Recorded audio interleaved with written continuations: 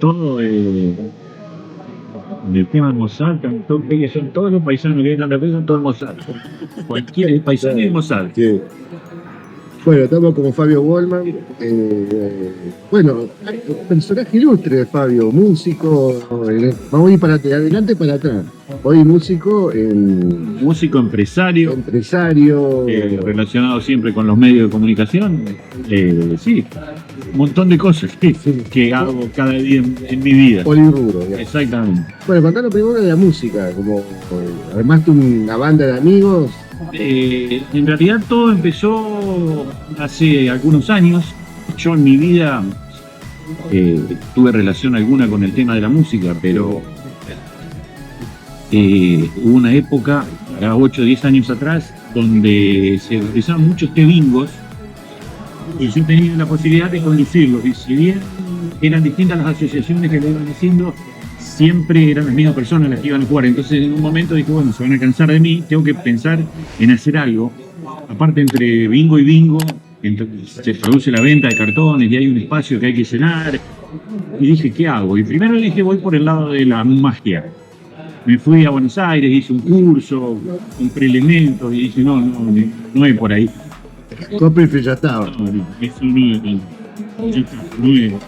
hay que hacerlo desde chico. Claro. Y un día en un cumpleaños que tuvimos, había un karaoke, me subí a cantar y dije, uy, esto me gusta. Muy lindo tu cumpleaños, te digo varios. Esto me gusta. Y así que bueno, busqué un profesor y empecé a estudiar,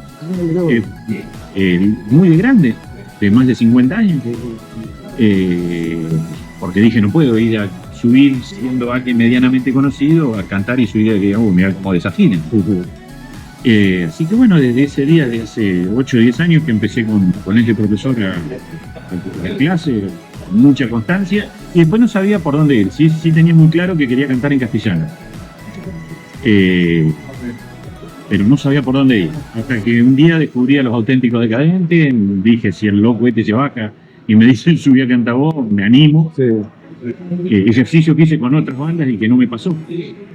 Y a partir de ahí, bueno, armamos un grupo, primero con un par de amigos, después, bueno, en estos 8 años que estamos con la banda, el único que quedó de los originales fui yo. Un tema muy complicado, el tema de los músicos, el de tener un elenco estable, sobre todo con grupos como el nuestro, donde no vivimos de la música, nosotros vivimos de otra cosa y la música, si bien lo tomamos como un hobby y lo hacemos de manera súper profesional, es muy difícil porque, como te decía, no vivimos de esto. Entonces, mantener un grupo estable que tenga esa ideología de decir, bueno, lo hago porque me gusta, no vivo de esto, sumo unos pesos más, pero lo tomo con responsabilidad, es bastante complicado. Creo que fue lo más complicado que me costó armar en mi vida, pero bueno, ahora gracias a Dios hace un par de años que estamos bastante estables y un grupo de amigos donde ahora sí nos podemos dar el lujo de más o menos elegir las fiestas, elegir los lugares y hacerlo con mucha frecuencia porque gracias a Dios también es un tipo de música que gusta y es un tipo de música, un tipo de show que nos mantiene todos los fines de semana ocupados. Y de paso hacen lo que les gusta y entran en un ingreso, digamos. Por supuesto. Bien, El mejor trabajo. Aparte siempre digo mucho más barato que cualquier psicólogo, porque es un cable a tierra. Nosotros, bueno, yo una vez por semana voy a un profesor, una vez por semana ensayamos con la banda y los otros 2 o 3 días de la semana cada uno en su casa solo. Entonces, para mí esa era una ventaja. Aparte, yo tengo manejo de público por la experiencia que me dio la locución y la conducción que hice en toda mi vida. Entonces, subir a cantar ante 15 a 20 mil personas, y yo sé lo que tengo que hacer entre tema y tema, sé cómo tengo que manejar. ¿Y el grupo cómo se llama actualmente? El grupo se llama Somos los Piratas. Siempre se llama así. Siempre se llamó Somos los Piratas. Cuando nosotros decidimos ir por el lado de Los Auténticos Decadentes, yo busqué, afortunadamente, y encontré a uno de los chicos que es nacido en Santa Fe, que tiene familia en Santa Fe y que es uno de los dueños de Los Decadentes, es la mosca Martín Lorenzo, y con él tengo un contacto prácticamente semanal, donde consultamos continuamente todo los temas que vamos sacando nuevos, el orden de los temas de los shows. Tenemos un aval, entre comillas, de Los Auténticos Decadentes.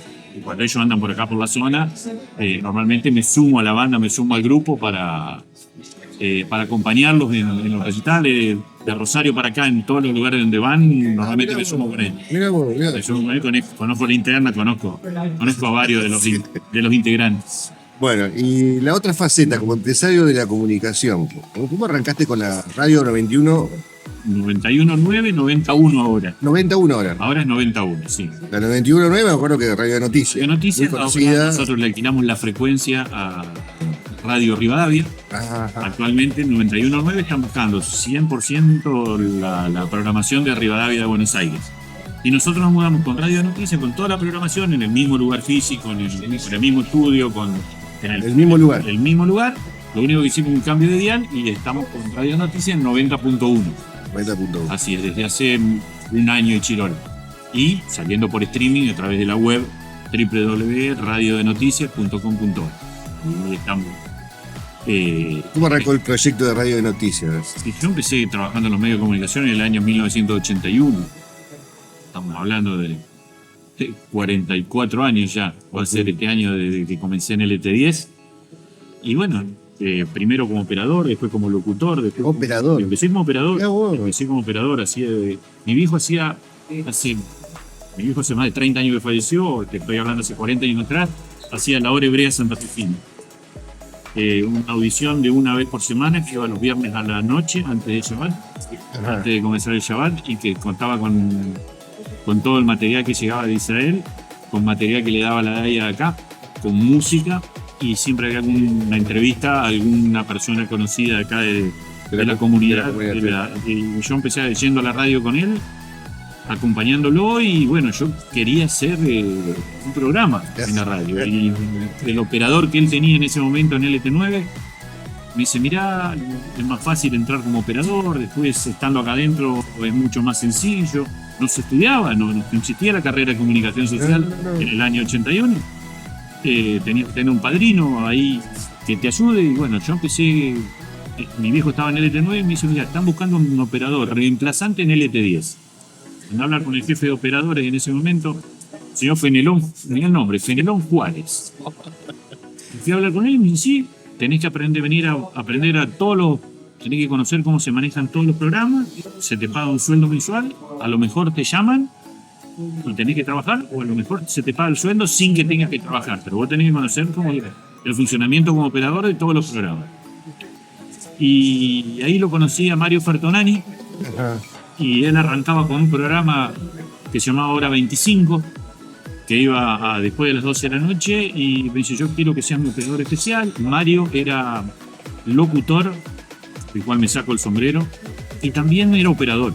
Entonces él me enseñó muchas cosas como operador, y dentro del programa de él empecé a hacer algunas participaciones, que era lo que yo quería. Hasta que en el año 84 pues tuve mi propio programa que iba de 1 a 2 de la mañana, que se llamó 2187, que era el teléfono del LT10 en ese momento. Actualmente le agregaron un 4 y un 5, pero sigue siendo el mismo número de LT10. La gente pedía que se amplíe el horario, era un programa muy divertido, a la madrugada, una especie de peña de amigos. Showmatch Claro. En los años 80, mucho antes de Tinelli.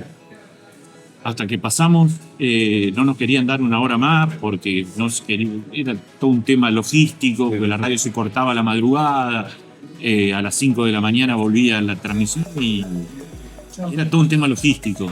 Y aparte todos los problemas pasaban a la noche porque nosotros hacíamos un lío, venía mucha gente a la radio a visitar. Una especie de peña era. Sí, exactamente. Y a la vuelta estaba la universidad, bueno, ahora cambió el lugar de edificio, estaba la Universidad del Litoral, donde los viernes hacían peña, y de las peñas se venían a la radio, y la radio no íbamos a las peñas. Claro, y había una simbiosis ahí media rara, y no nos querían dar una hora más. Y nos ofrecieron una hora más en el LT9.